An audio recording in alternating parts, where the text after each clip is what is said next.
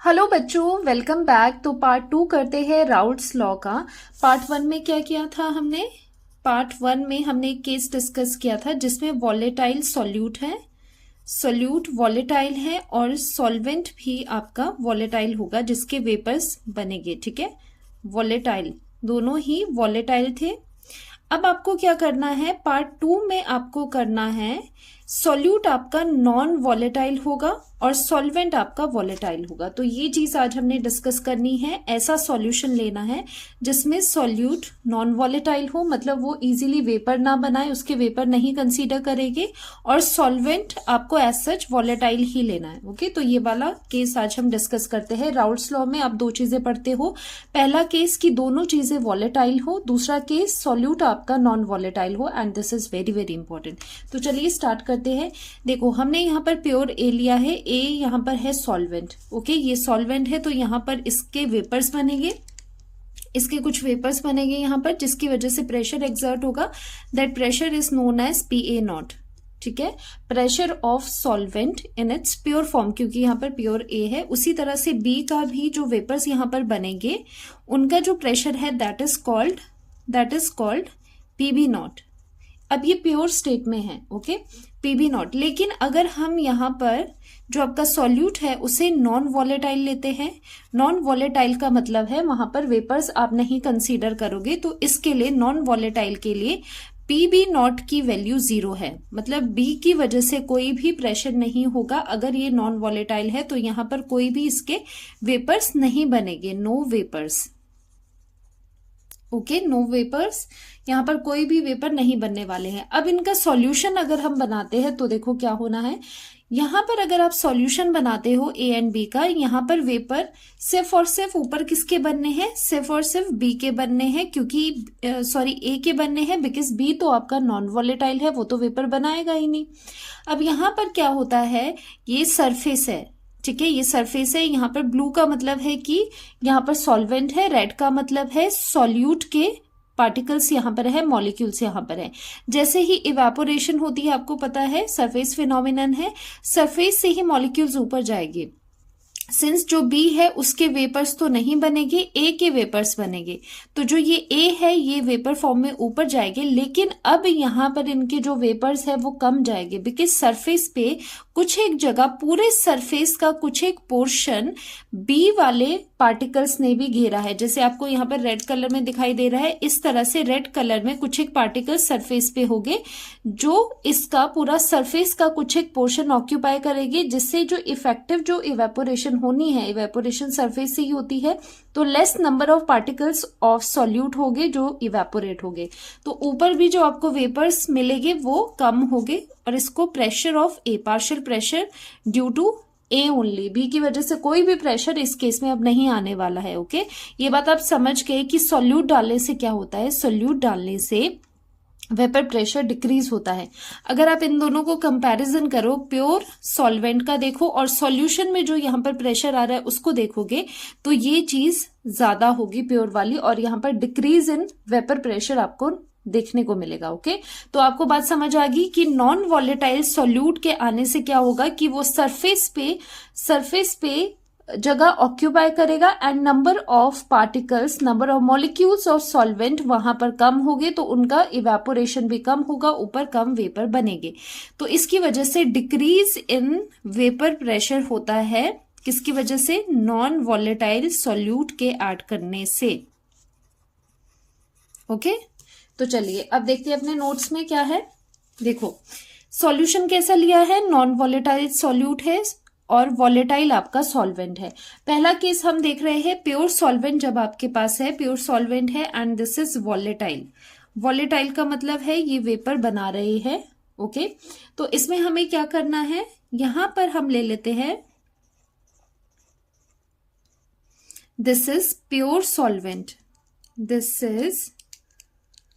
This is the pure solvent.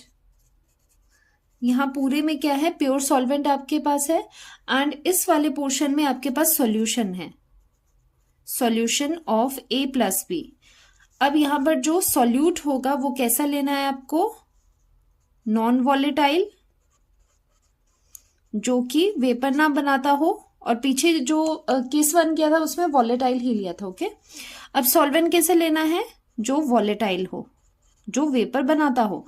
अब यहां पर देखो सरफेस पे जब देखोगे पूरा सॉल्यूशन है, सरफेस पे आपके पास इस तरह से क्या होगे, यहां पर ब्लू कलर रिप्रेजेंट कर रहा है सॉल्वेंट को, एंड रेड कलर से सॉल्यूट के मॉलिक्यूल्स रिप्रेजेंट होंगे, सो दैट आपकी अंडरस्टैंडिंग के लिए इजी हो जाए।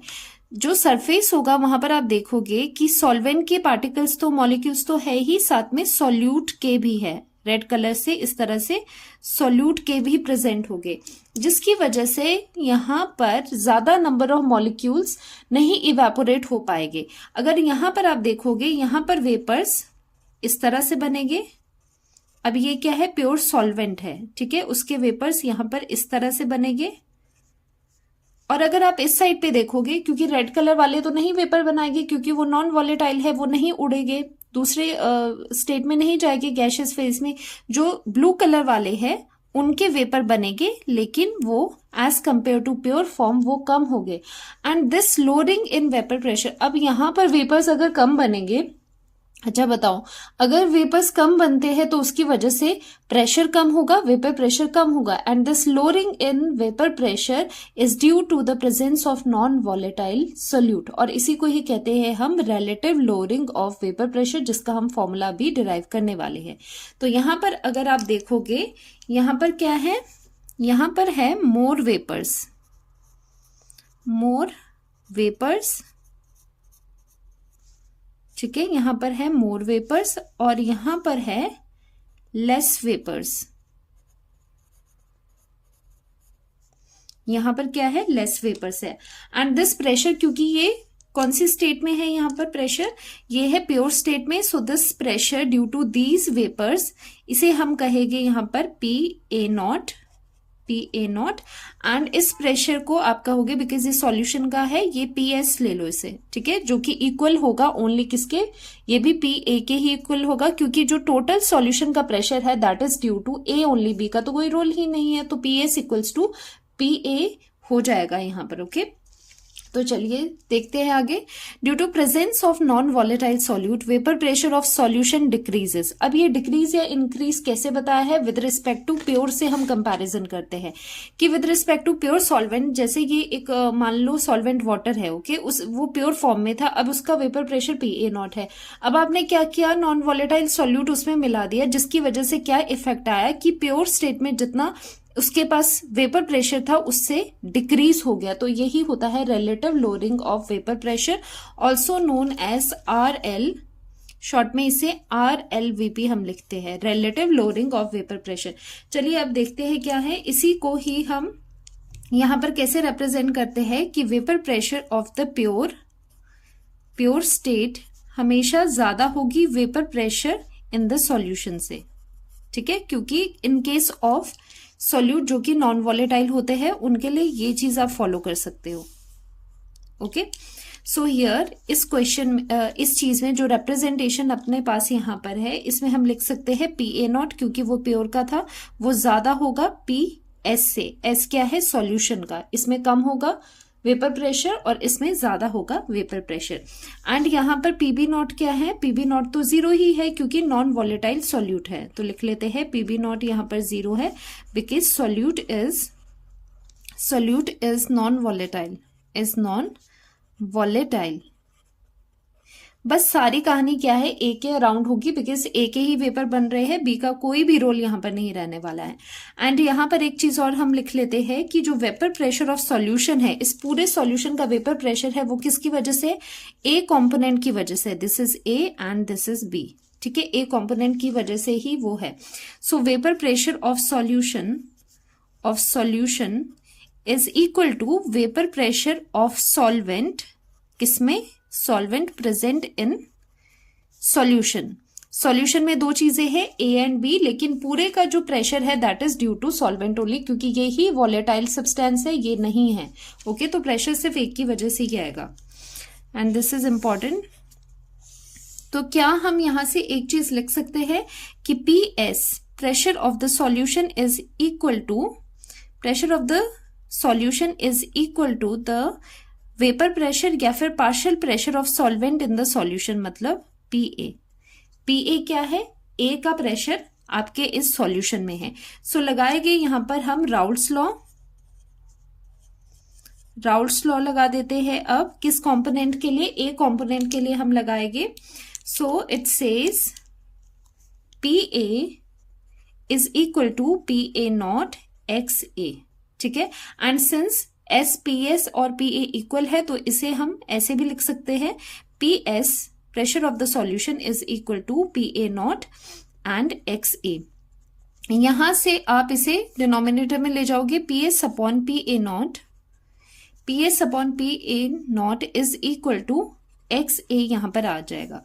तो यहां से क्या रिलेशन आ रहा है? देखो, जो पी एस है that is directly proportional to mole fraction. और अगर इसका ग्राफ आपको बनाने के लिए कहे फॉर दिस केस 2 में अगर आप ग्राफ बनाओगे, देखो पहले जो राउल्ट्स लॉ करा था उसका ग्राफ मैंने आपको करवाया था जो डबल वाला था दोनों साइड से। अब यहाँ पर pressure of the vapour pressure of the solution with mole fraction, ये दोनों क्या है? डायरेक्टली प्रोपोर्शनल है। तो स्ट्रेट लाइन वाला एक ग्राफ बनेगा आपके पास। तो यहाँ पर स्ट्रेट लाइन वाला इस तरह से आपके पास ग्राफ बनता है। और ये जो हाईएस्ट पॉइंट है वो क्या होता है? इसमें हाईएस्ट पॉइंट क्या होगा इस चीज में? पी ए नॉट, जो कि प्योर का है। This point is P A not. तो ये सिंपल सा ग्राफ होता है केस 2 के लिए। केस 1 का थोड़ा सा डिफरेंट ग्राफ आता है। सो ये चीज यहां पर आ गई। अब आप करोगे सब्ट्रैक्टिंग ईच साइड फ्रॉम 1। हर एक साइड को आपने 1 से माइनस करना है। तो ये वाली साइड क्या बन जाती है? 1 minus P S upon P A not, और दूसरी साइड 1 माइनस एक्स ए। और मोल फ्रैक्शन के लिए you know that mole fraction of, अगर दो कंपोनेंट्स है X A X B equals to 1 होता है तो एक्स ए को क्या लिख सकते हो? 1 माइनस एक्स बी लिख सकते हो, सिंस हम सॉल्यूट के टर्म्स में ही मोल फ्रैक्शन यहां पर निकालने वाले हैं। सो ये पूरी टर्म क्या बन जाती है? एक्स बी बन जाती है। दिस इम्प्लाइज, और ये ऊपर मल्टीप्लाई कर दो, ये पूरा एक्सप्रेशन बन जाता है P A not minus P S divided by P A not is equal to, ये बन जाएगा X B mole fraction of B component. And this is the main formula जिसमें ये जो चीज है आपके पास, this is known as relative lowering of vapour pressure. क्योंकि ऊपर क्या है? Difference in the vapour pressure है। जितना डिक्रीज इन वेपर प्रेशर हुआ डिवाइडेड बाय द प्योर का vapour pressure gives us relative lowering of vapour pressure. Relative क्यों है? क्योंकि ये विद रिस्पेक्ट टू प्योर हम बता रहे हैं रेशियो में, तो ये relative lowering of vapour pressure होता है which is equals to the X B. तो ये मेन फॉर्मूला आपका होगा। And this is a colligative property. अब ये कॉलिगेटिव प्रॉपर्टी क्या है, इसका डिटेल अभी आने वाले लेक्चर्स में आपके पास आ जाएगा। फिलहाल ये समझो वो प्रॉपर्टीज जो कि डिपेंड करती है अमाउंट ऑफ सॉल्यूट पे, या फिर उसके जैसे यहाँ पर मोल फ्रैक्शन है, उन्हें कहा जाता है कॉलिगेटिव प्रॉपर्टीज, जो उसके नेचर पे नहीं उसके अमाउंट पे डिपेंड करे। तो यहाँ पर relative lowering of vapour pressure क्या है? ये P A not minus P solution divided by P A not, और इसकी वैल्यू इक्वल होती है mole fraction of the solute के। आप ध्यान रखोगे यहाँ पर ए है क्योंकि pure A minus solution upon pure A is equal to X P, वो mole fraction of the solute पे डिपेंड करती है।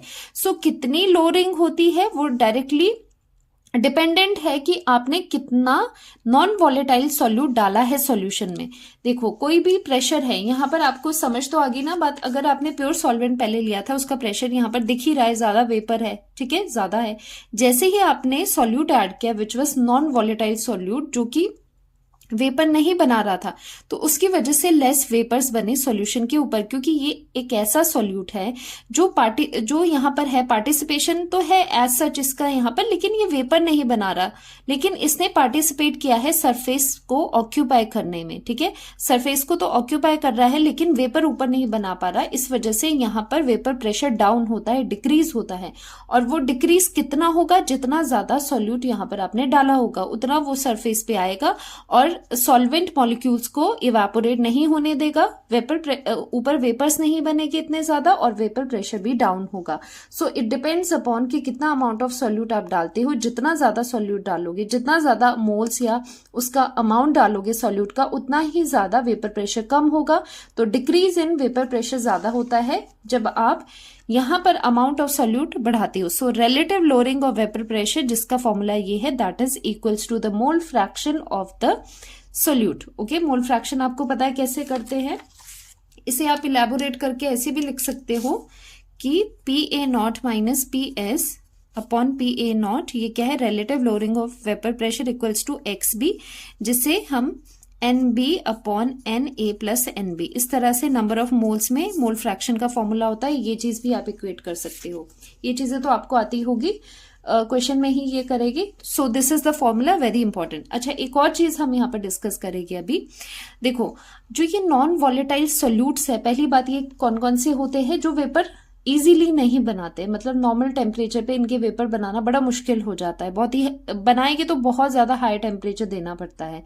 So some examples are glucose, glucose हो गया, यूरिया, NaCl, सुक्रोज। जैसे NaCl है, NaCl आयनिक कंपाउंड है, इसका जो बॉइलिंग पॉइंट होता है वो भी ज्यादा होता है, तो ये नॉन वॉलेटाइल की कैटेगरी में आता है। इस तरह के सोल्यूट्स आ जाए, ये नॉन वॉलेटाइल होते हैं। एक और इंपॉर्टेंट चीज यहाँ पर ये आती है, अभी तक आप समझ गए होंगे कि relative lowering of vapour pressure क्या होता है। इस फॉर्म को कहते हैं हम RLVP।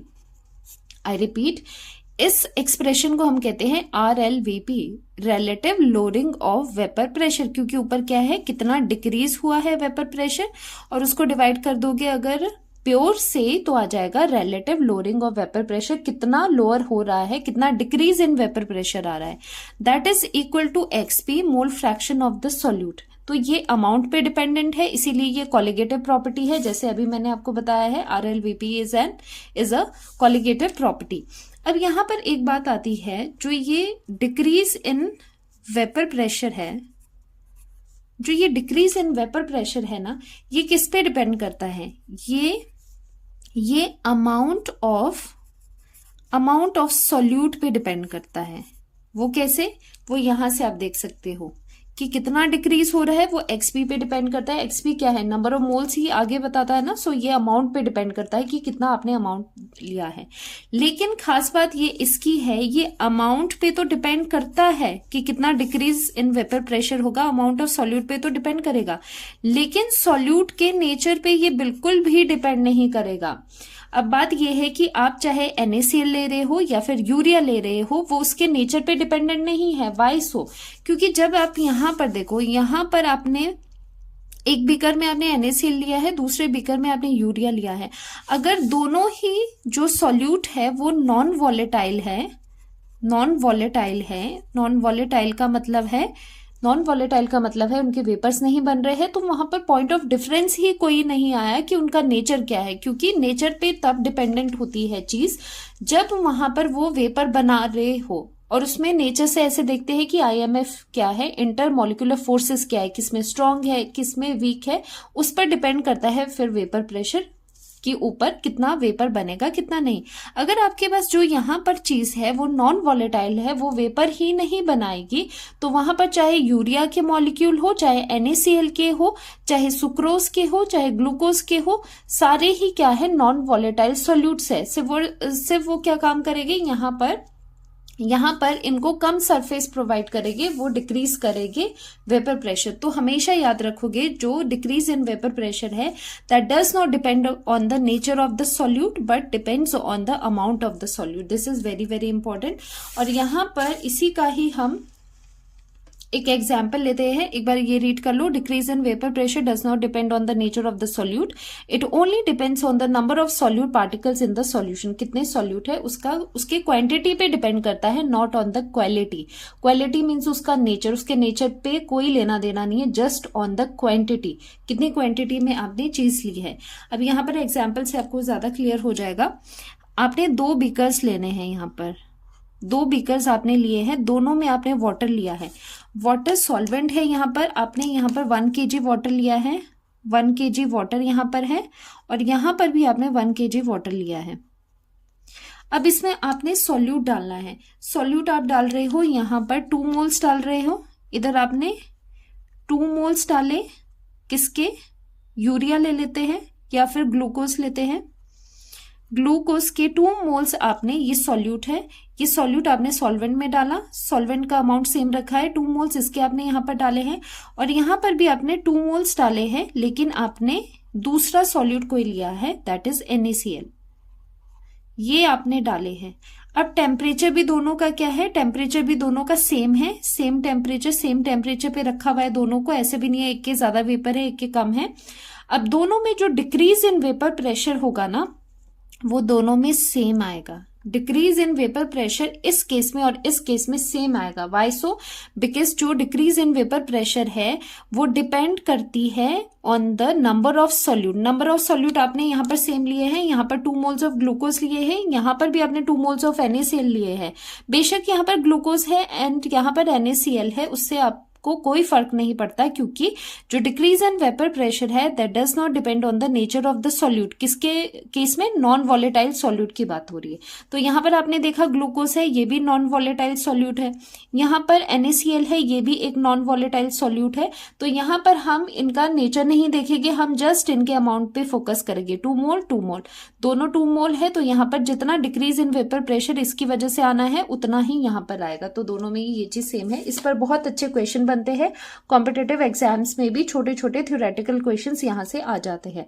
So this was Raoult's law का पार्ट नंबर 2, जिसमें हमने बात करी नॉन वॉलेटाइल सॉल्यूट की। तो इन शॉर्ट कहानी ये है, कहानी का समरी ये है कि जब भी आप सॉल्वेंट में एक नॉन वॉलेटाइल सॉल्यूट डालते हो जो कि वॉलेटाइल नहीं है, जो वेपर नहीं बना सकता है इजीली, तो वहां पर क्या होता है, डिक्रीज इन वेपर प्रेशर होता है। सिर्फ आप यहाँ पर क्या ध्यान रखेंगे कि vapour pressure of the solution decreases in comparison of what, pure solvent से अगर आप कंपेयर करोगे तो उसका वेपर प्रेशर डिक्रीज होता है, जैसे यहां पर देख सकते हो सॉल्यूशन का डिक्रीज होता है। So this was second part of the Raoult's law. I hope ये आपको हेल्पफुल रहा होगा, और बताना कमेंट करके कि कैसा लगा आपको आज का लेक्चर। तो मिलते हैं नेक्स्ट लेक्चर में, बाय बाय।